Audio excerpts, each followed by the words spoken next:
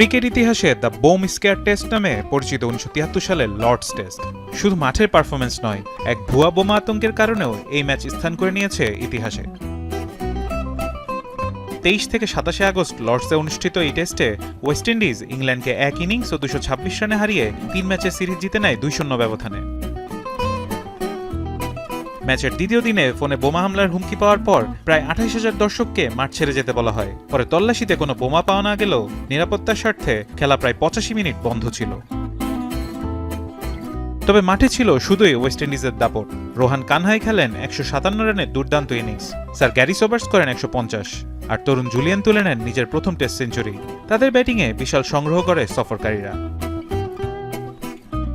জবাবে ইংল্যান্ডের ব্যাটিং ছিল সম্পূর্ণ ব্যর্থ।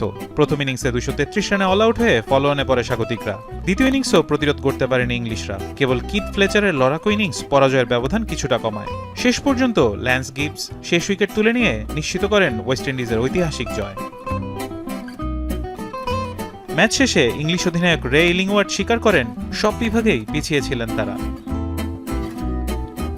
লর্ডসের সেই টেস্ট আজও ক্রিকেট ইতিহাসে এক অনন্য অধ্যায়। একদিকে ভুয়া বোমা আতঙ্ক, অন্যদিকে ওয়েস্ট ইন্ডিজের দুর্দান্ত আধিপত্য। দুটি ঘটনাই ম্যাচটিকে দিয়েছে আলাদা পরিচয়। আর এই জয়ের মধ্যে দিয়েই বিশ্ব ক্রিকেটের শক্তিশালী ওয়েস্ট ইন্ডিজ যুগের সূচনা আরও দৃঢ়ভাবে প্রতিষ্ঠিত হয়। ফারহান ইহসান, এখন।